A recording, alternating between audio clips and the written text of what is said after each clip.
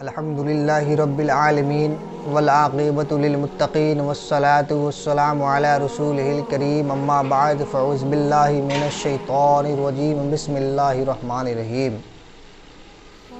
لقد من اللہ اذ بعث فیہم رسولا صدق اللہ مولانا العظیم وبلغنا رسولہ الامین الکریم ونحن علی ذلک لمن الشاہدین والشاکرین والحمدللہ رب العالمین۔ صبح طیبہ میں ہوئی بٹتا ہے بارہ نور کا، صبح طیبہ میں ہوئی بٹتا ہے بارہ نور کا، صدقہ لینے نور کا آیا ہے تارا نور کا۔ میں گدا تو بادشاہ بھر دے پیالہ نور کا، میں گدا تو بادشاہ بھر دے پیالہ نور کا، نور دین دونا ترا دے ڈال صدقہ نور کا۔ چاند جھک جاتا ہے جدھر انگلی اٹھا دے مہد میں، چاند جھک جاتا ہے جدھر انگلی اٹھا دے مہد میں، کیا ہی چلتا تھا اشاروں پر کھلونا نور کا۔ برادران ملت اسلامیہ، آج بڑی ہی خوشی کی بات ہے کہ آج مجھے ذکر مصطفیٰ صلی اللہ تعالی علیہ وسلم کا ذکر بیان کرنے کا موقع مل رہا ہے۔ آقا دو جہاں صلی اللہ علیہ وسلم کی توصیف و تعریف بیان کرنے کا سنہرا موقع مل رہا ہے۔ آئیے بہت ہی پیاری بات اور پیاری حدیث ہے میں آپ کے گوشے گزار کروں گا۔ جب آقا دو جہاں صلی اللہ تعالی علیہ وسلم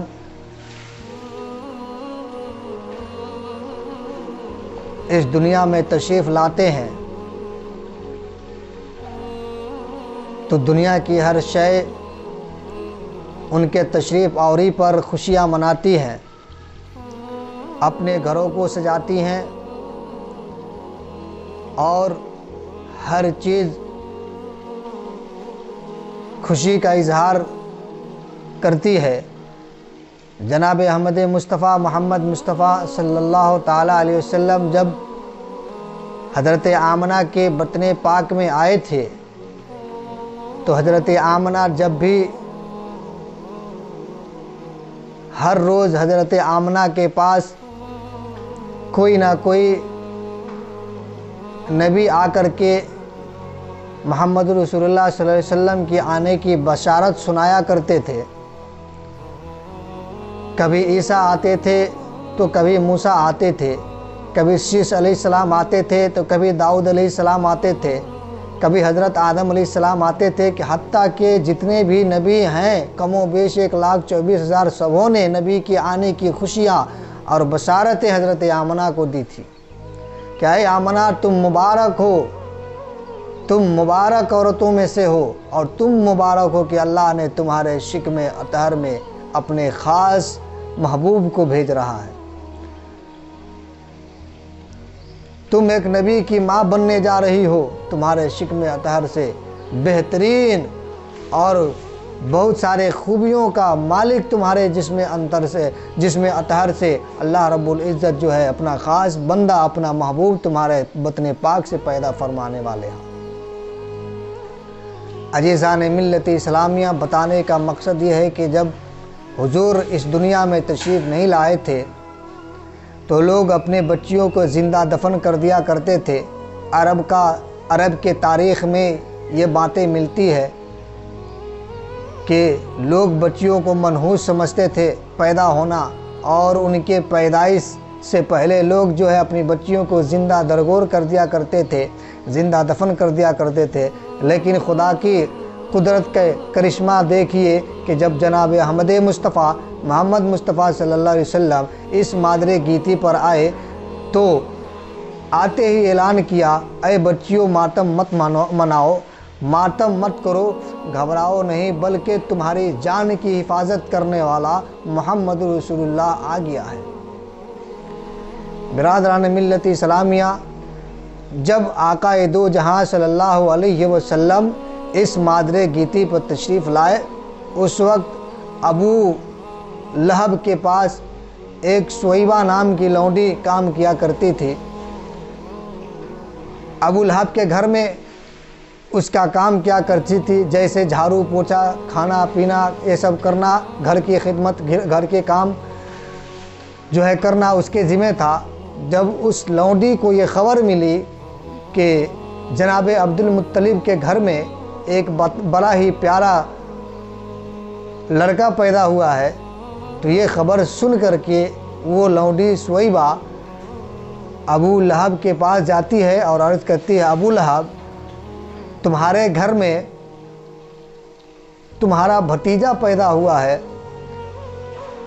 جسے لوگ محمد رسول اللہ کے نام سے جانیں گے۔ تو جب یہ خبر ابو لہب نے سنا تو سننے کے بعد جو ہے اپنی لونڈی کو خبر سنانے کے عوض میں اسے آزاد کر دیا اور کہا کہ جاؤ، تم آج سے آزاد ہو، تمہارا جہاں جی چاہے تم جا سکتی ہو۔ پھر اس کے بعد ابو لہب ایمان تو نہیں لایا، دنیا سے بے ایمان اس کی موت ہوئی، اور جب وہ دنیا سے گیا تو ایک شب خواب میں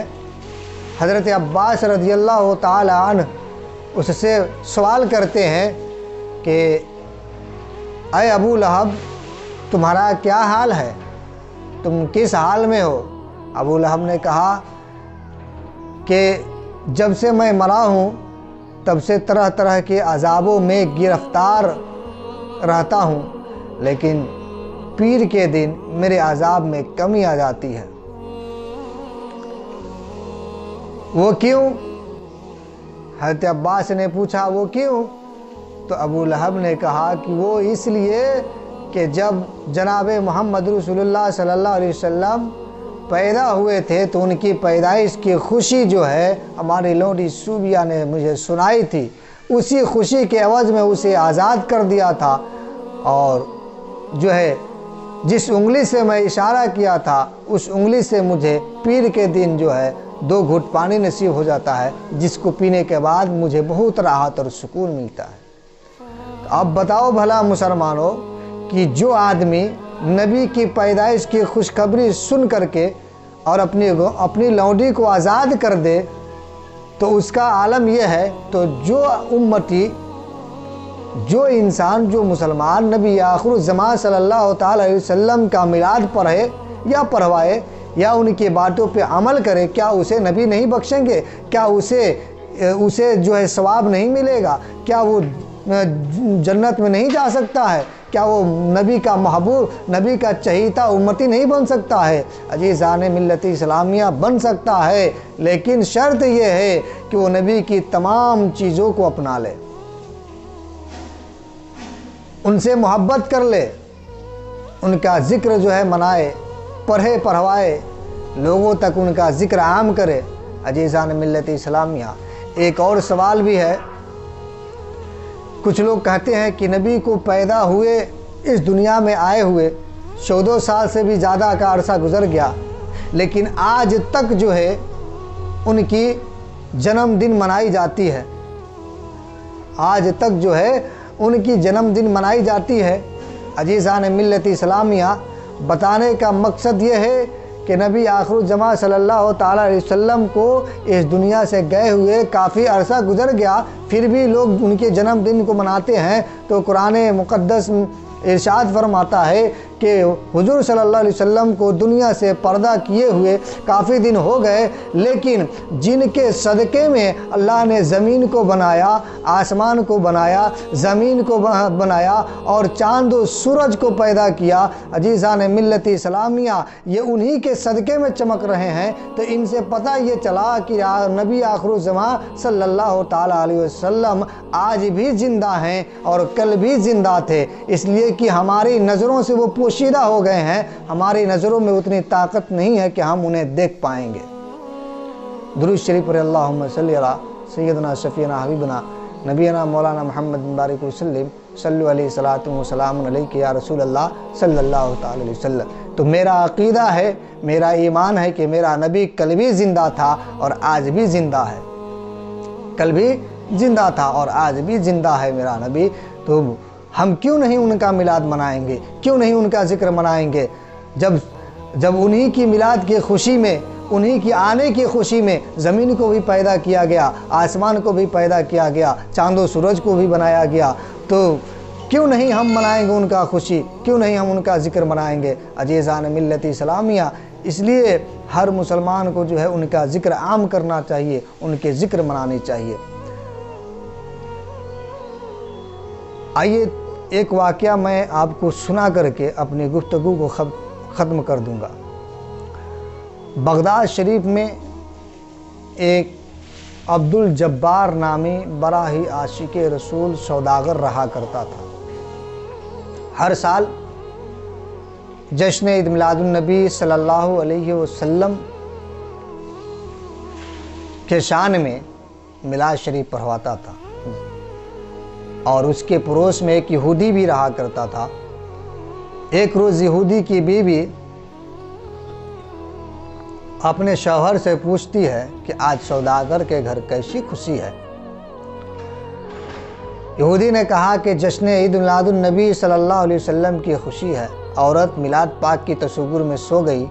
رات کے اچانک کیا دیکھتی ہے کہ سوداگر کے گھر اچانک جگمگا رہے ہیں، اور آسمان سے کچھ ایسے نورانی قافلہ اترے جن کے آنے کے بعد مجلس میں سناٹا چھا گیا، اور میلاد پاک ختم ہونے کے بعد جو ہے وہ بزرگ ہمارے ہی مکان سے گزرے، تو میں نے ان کے ہمراہیوں سے پوچھی کہ یہ کون بزرگ ہیں؟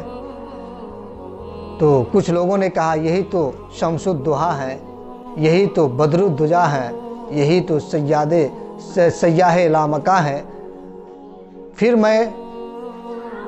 ان کا دامن تھامی، اور تھامنے کے بعد کہی کہ خدا را میں غیر مذہب ہوں، مجھے کلمہ پڑھا کر کے مسلمان بنائیے۔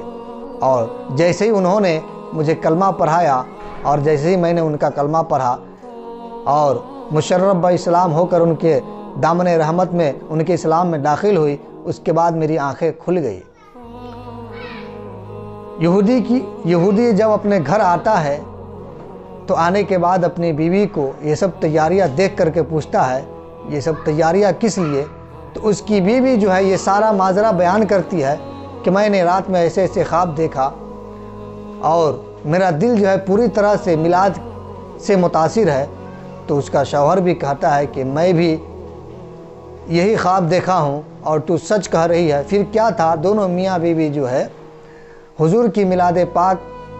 اس دن سے منانے لگے، اور فیض و برکات حاصل کرنے لگے، اور میلاد پاک منانے کی سلسلے میں برکت میں ان کے گھروں میں جو ہے بے شمار فیض و برکات جو ہے نعمتیں اترنے لگی۔ عزیزان ملت اسلامیہ، اگر ہم بھی حضور آقا صلی اللہ علیہ وسلم کی میلاد منوائیں، ان کا ذکر بیان کریں، پڑھیں یا پڑھوائیں، تو یقیناً ہماری بھی قسمت کا ستارہ عروج پر پہنچ سکتا ہے، ہم بھی جو ہے